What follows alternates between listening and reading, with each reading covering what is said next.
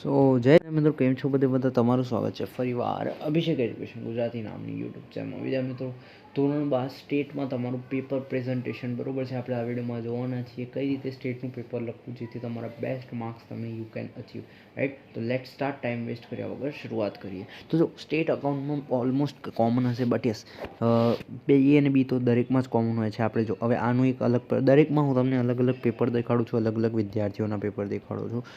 Paper presentation title કઈ રીતે મારું અહીંયા એ અને પછી ABCD લખવાનું અને પછી જવાબ લખવાના, બરાબર, બંને લખવાનું આવશે.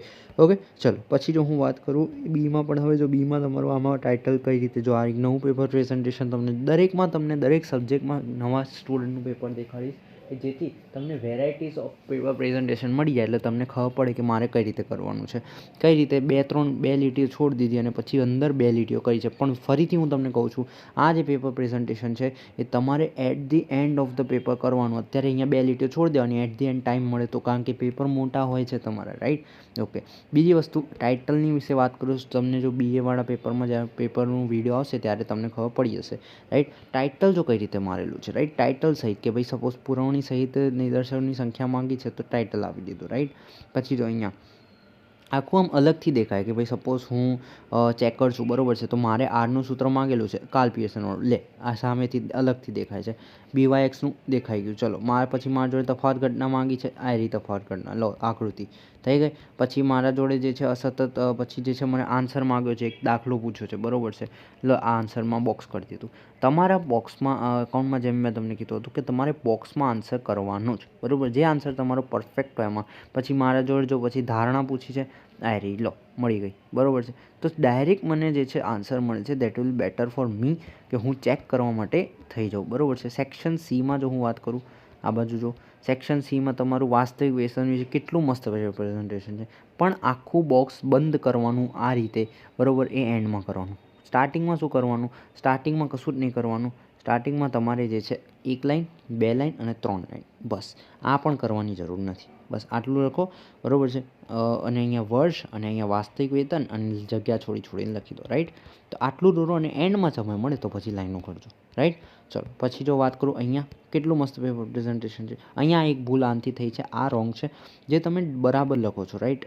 એક સેકન્ડ મને આ જોવા દો. હા, જો અહીંયા રોંગ છે કે આ M બરાબર NCN લખ્યું, બરાબર છે, તો NCNની અંડરમાં જ આ NCNની વેલ્યુ આવી જોઈએ, મતલબ બરાબરની નીચે બરાબર આવવું જોઈએ, બરાબર છે, બરાબરની નીચે. અને જે માટે છે, બરાબર છે, ટ્રિપલ ડોટ, એની નીચે એકબીજાની નીચે આવવા જોઈએ. અને તમે કહેશો કે ના, એ જગ્યાની હોય, અગ્રીડ, તો પછી આ NCNને તમે નીચે લઈ લો, બરાબર છે. NCN તમે વચ્ચે લખો અને પછી એની રીતે જે છે તમારે આગળ બરાબર કરી લખવાનું, રાઈટ.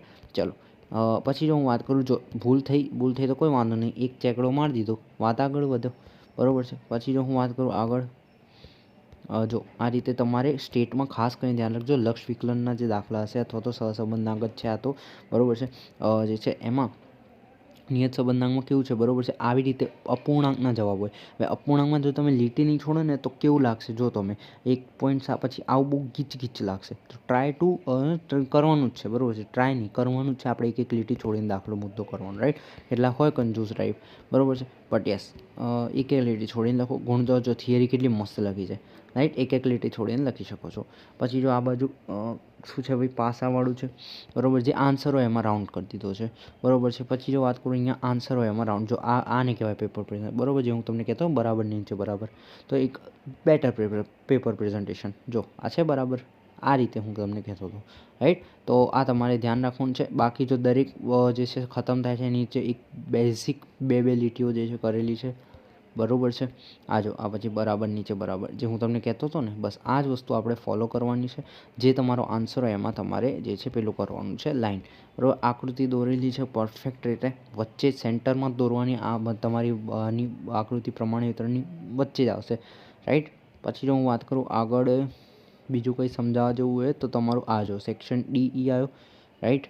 DEમાં તમારે શું છે ભાઈ, જોઈ લેવા દો મને.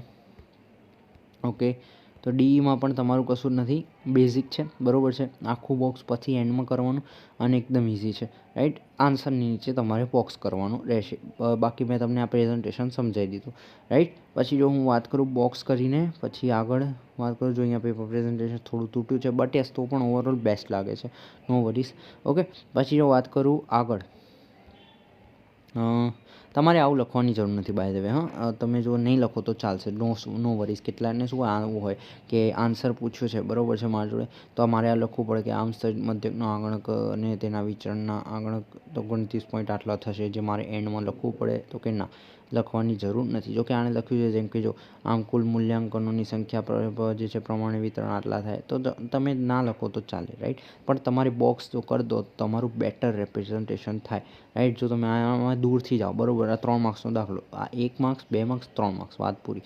અને પછી અહીંયા આમ ચેકડા મારી દે, રાઈટ. તો એ પ્રેઝન્ટેશન કે જેને સાહેબને જોઈએ ને એ પરોસી દો તમે, રાઈટ. પછી જો હું વાત કરું આગળ શું છે આ થિયરી, જો બરાબર છે. પછી જો હું વાત કરું આગળ, બરાબર છે, આગળ તમારું પ્રમાણે વિતરણ મારે છેલ્લો વિભાગ જોવો છે. આ જો તમારા લક્ષનો દાખલો તો નથી, આ બરાબર. 3 ક્રમિક પદોનો સરવાળો ગુણાકાર જે સરવાળો આટલો છે, બરાબર છે. ઓકે.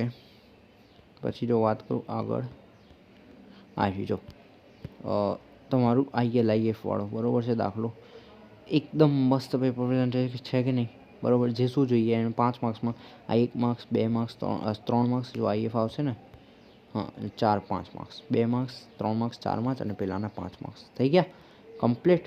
તમારે માગવાની કંઈ જરૂર નહીં, જે માગ્યું છે એના વિશે તમારે શું કરવાનું, અંડરલાઈન.